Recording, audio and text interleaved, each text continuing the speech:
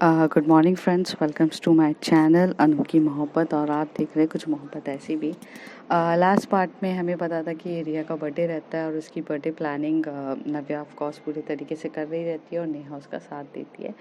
और वो उसे अच्छी खासी ड्रेस तैयार करके लेकर ही मित्तल हाउस लेकर ही आ रही रहती है। और उसके आगे देखते हैं जैसे ही मित्तल हाउस के अंदर वो लोग जाते हैं और वो ड्रेस बहुत अच्छे से तैयार कर देती है, उसे बहुत ब्यूटीफुल बनाई देती है। और जब ये पूरी ब्यूटीफुल ड्रेस से तैयार होके निकलती है तो वहाँ का ड्राइवर कहता है कि मैम वो आगे ना थोड़ा सा काम चल रहा है, आपको गार्डन एरिया से उतर के जाना पड़ेगा। तो वो कहती कि क्यों मुझे गार्डन एरिया में उतरना?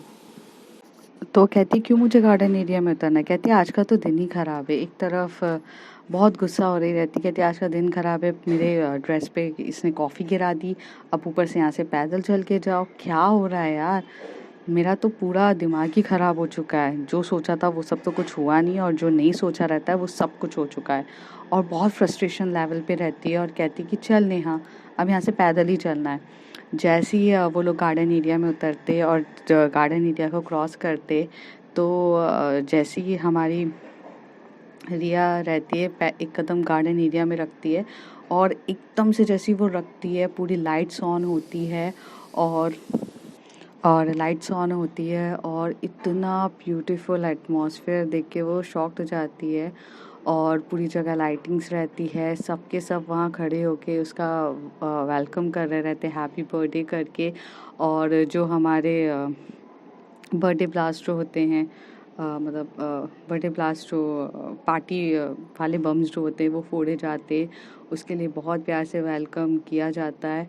और वो नेहा की तरफ देखती है और नेहा उसी तरफ देख रही रहती है, कहती है कि तुझे पता था? तो कहती है हाँ मुझे तो पहले से पता था, इसलिए तो तेरे को इतनी प्यारी ड्रेस पहनाई है मैंने। तो कहती है हाँ हाँ, मतलब अब तू मेरी दोस्त नहीं रही है। अच्छा ये सब बताइए, प्लानिंग किसकी थी? तो कहती है और किसकी, तेरी गर्लफ्रेंड की प्लानिंग है, और किसकी प्लानिंग होगी, सब कुछ तो वही प्लान करती है, अब तू मुझ पे गुस्सा मत करना। तो कहती नहीं नहीं चल, तुझे मैंने बख्श दिया। उतनी देर में अनन्या आती है और बोलती है welcome Riya, happy birthday to you, happy happy happy birthday to you. और वो बोलती है थैंक यू, मुझे लगा मेरा बर्थडे सब भूल गए। तो कहते हाँ हाँ, हमें ऑलरेडी पहले से इंस्ट्रक्शंस मिल चुके थे कि आप ऐसे ही प्रिटेंड करना है कि आपका बर्थडे भूल चुके हैं, क्योंकि हमारी नव्या जी ने ये सब किया है, आपको तो पता है। नव्या इस चीज़ में बहुत ध्यान रखती है, सरप्राइज़ वो बहुत अच्छे से देती है। हाँ, तो कहती है हाँ बट वो है कहाँ? तो कहते कहीं नहीं। उतनी देर में दादा दादी उसको बहुत आशीर्वाद देते हैं और कहते बेटा इस खुश रहो, हर चीज़ करो, क्या चाहिए तुम्हें क्या नहीं। और वो उसे बोलते बेटा आपको क्या चाहिए? तो वो कहती मुझे कुछ नहीं चाहिए, आपका आशीर्वाद चाहिए। अब वो दोनों के पैर पड़ती है और उसे बहुत सारी ब्लेसिंग दी जाती है। जैसे ही वो थोड़ा टर्न होती है तो उसे उसकी मॉम दिखती है, वो भागते अपनी मॉम को हग करती है और बोलती है आई कांट बिलीव कि आप आई हो, मुझे तो लगा ही नहीं था आप आओगी। तो कहते ऐसे कैसे नहीं आऊँगी, तुम्हारा बर्थडे कभी ऐसा हो सकता है कि मैं नहीं हूँ? तो कहते हैं I love you mom, you are the best mom I have it. मुझे नहीं पता आपने कैसे सब कुछ किया होगा आने के लिए, लेकिन मैं बहुत ज़्यादा खुश हूँ आप मेरे लिए आए हो। तो उतनी देर में हमारी मिसेस मल्होत्रा कहती है मैंने कुछ भी नहीं किया है, मैं तो खुद डरी हुई थी कि मैं कैसे आऊँ, करने वाली तो तुम्हारी गर्लफ्रेंड है जिस नव्या ने ये सब अरेंज किया। और नव्या ने ये सब अरेंज किया, उसने मुझे यहाँ तक लेकर आई है। मैं जानती हूँ नव्या बहुत अच्छी लड़की है, मतलब रिया मुझे नहीं लगा था मैं तुम्हारे लिए अगर लाइफ पार्टनर कभी ढूंढने जाऊँगी तो कोई अच्छा ढूंढ सकूँगी। नव्या से अच्छा लाइफ पार्टनर तो मैं कोई नहीं मिल सकता, क्योंकि वो अकेले सिर्फ अपने बारे में नहीं, वो फैमिली को लेकर चलती है। उसने बर्थडे सेलिब्रेट करना था तो वो नॉर्मल कर सकती थी, बट उसने इतना बड़ा रिस्क लिया है मुझे यहाँ पर बुलाने के लिए। तो I think she is a best partner for you, because अगर तुम्हारे डैड ढूंढते तो तुम्हें पता था कैसे ढूंढ रहे थे। तो वो हंसती कहती पापा का तो छोड़ ही दो मम्मा, वो कैसे हैं हम सब जानते हैं। वैसे आप आई हो, मुझे बहुत खुशी है। आप मेरे लिए क्या लेकर आई हो? तो कहती क्या चाहिए बेटा, तुम्हें जो चीज़ चाहिए सब कुछ तो है तुम्हारे पास, वैसे तुम्हें जो भी मांगोगी कभी किसी चीज़ की कमी नहीं है। तो कहती है आप आए हो बस यही है, और कुछ नहीं चाहिए। उतनी देर में सब लोग बैठे रहते हैं। जॉश आता है, जॉश आकर बोलता है रिया हैप्पी बर्थडे और एक प्यारा सा गिफ्ट हाथ में देता है। थोड़े टाइम के बाद इस पार्टी में इंट्रोडक्शंस हमारी आलिया का भी होता है। आलिया का भी बहुत प्यारा इंट्रोडक्शन होता है, क्योंकि जो आलिया रहती है उससे अनन्या कभी मिली नहीं रहती है। और रिया ने सिर्फ एक बार उसको एज अ देखा था, मतलब स्टडी रूम में, तो उसे नहीं पता रहता। जब वो कॉफ़ी का पूछने जा रही रहती है तभी वो एक बार मिली थी।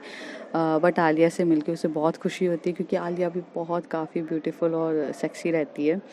और यहाँ पर सब लोग ऐसे नॉर्मल बैठे रहते हैं। आलिया रहती है, जॉश रहता है, अनन्या रहती है। जो अनन्या का पूरा ध्यान जॉश की तरफ रहता है, क्योंकि कहीं ना कहीं वो बहुत ज़्यादा अट्रैक्ट होती है जॉश से। और जॉश तो यार अट्रैक्ट होने वाला पर्सन ही था। हाँ, मतलब हाइट उसकी हाइट उसकी 6 फीट रहती है और काफ़ी अच्छा दिखने में रहता है।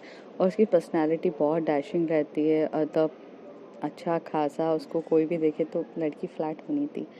और दूसरी तरफ जो आलिया की नज़र हमेशा से अनन्या की तरफ थी, क्योंकि अनन्या को वो उस समय से पसंद करती थी जब वो रौनक के साथ थी 3 साल पहले से।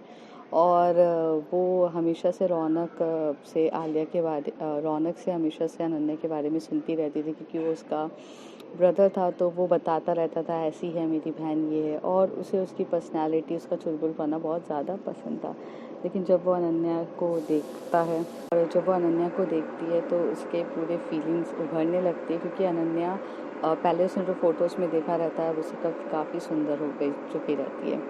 यहाँ पर सब अपनी पार्टी एंजॉय कर रहे रहते हैं, लेकिन हमारी रिया की नज़र तो ऑफ कोर्स नव्या को ढूंढी रही रहती है कि नव्या है कहाँ। और जो पार्टीज उसने अरेंज करी है वहाँ पर ये सब चल ही रहा रहता है। तभी हमारा जो की नज़र उसी तरफ रहती है कि हमारी नव्या कहाँ है। और थोड़ी देर बाद जब पीछे से उसके पीछे हाथ आता है और हाथ होता है हमारे राज का। राज जो अनन्या का बहुत अच्छा दोस्त भी, राज जो हमारी रिया का बहुत अच्छा दोस्त बोलो या कज़न बोलो, सब रहता है।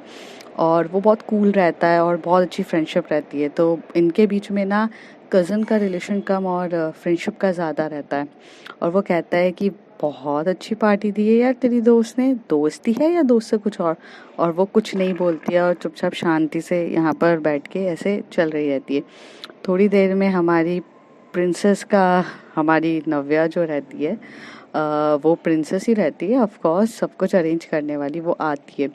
जब वो फर्स्ट टाइम आती है ना, वो पहली बार वाइट और ब्लैक ड्रेस के अलावा कोई ड्रेस पहनी रहती है, तो वो हमारी रेड रहती है और रेड ड्रेस रहती है और वो 1 पीस रहता है। नव्या को कभी किसी ने ऐसी हालत में देखा नहीं रहता, क्योंकि Navya usually used to wear formals और कोई ने उसे नहीं देखा रहता। लेकिन जब भी सोई उसको देखता है तो उसकी रिया जो वहाँ की सबसे खूबसूरत पर्सन रहती है, सबकी नज़र हट के हमारी नव्या पे चली जाती है। और सब देखते रहते हैं कि बहुत ज़्यादा सुंदर दिख रही रहती है और सब शॉक्ड होते हैं। वहाँ से हमारी अनन्या कहती है, लुक एट दादी, दादी देखो देखो देखो हमारी नव्या को, नव्या इतने टाइम के बाद कितनी सुंदर दिख रही है। आज से 3 साल पहले मैंने उसको ऐसे लुक पे देखा था और देखो ना आज वो पहली वाली नव्या दिख रही है। वही मासूमियत, वही हैप्पीनेस।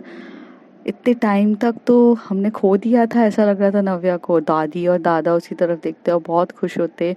जॉश और आलिया भी बहुत खुश होके बोलती है, आई डोंट बिलीव कि नव्या ने ये लुकअप भी कर सकती है वो, क्योंकि इतने टाइम तक हमने तो कभी उसको इस तरह से देखा, मतलब इस तरीके से देखा ही नहीं है। और हालांकि बहुत काबिले खूबसूरत दिख रही है। राज वहाँ से बोलता है, यार ये है तेरी दोस्त यार, इस दोस्ती के लिए तो हाय मैं तो मर गया इस लड़की पे। कौन है यार, प्लीज़ बस जल्दी जल्दी इंट्रोडक्शन करा यार, और मेरा और उसके बीच में कुछ तो करवा। तेरा भाई हूँ यार, कुछ तो बनता है। तो वो कहती है, चुप कर, बड़ा आया कुछ ना कुछ करने के लिए। तू यहाँ पार्टी एंजॉय करने आया है या मेरे लिए आया है या नव्या के लिए आया है? तो कहता है, ओ नव्या है इसका नाम, बढ़िया है यार, मैं नवी बुलाऊं? तो कहता है, तू पागल है क्या, तुझे नवी क्यों बुलाना है? तुझे बड़ा उससे याद आना सूझ रहा है। चुपचाप बैठ, जैसे बोल रही हूँ ना वैसे कर, मेरे को गुस्सा मत दिला। तो कहता है, अरे तू क्यों गुस्सा हो रही है, चल छोड़ वगैरह। हमारी नव्या बहुत प्यार से शांति से आती है, सबको ग्रीट करती है। सबसे पहले वो जाके मिसेस मित्तल से मिलती है और बोलती है, मिसेस मल्होत्रा से मिलती है और उनको बोलती है कि मम्मी आपको कोई प्रॉब्लम तो नहीं हुई आने में। और जैसी वो मम्मी बोलती है तो मिसेस मल्होत्रा को बहुत अच्छा लगता है कि उसने मुझे इतने प्यार से रिस्पेक्ट दी है। और वो कहती है कोई प्रॉब्लम नहीं हुई है, कहती है आपका मतलब अरेंज भी मैंने करा दिया, आप टेंशन मत लो, कुछ भी इश्यूज़ नहीं होगा।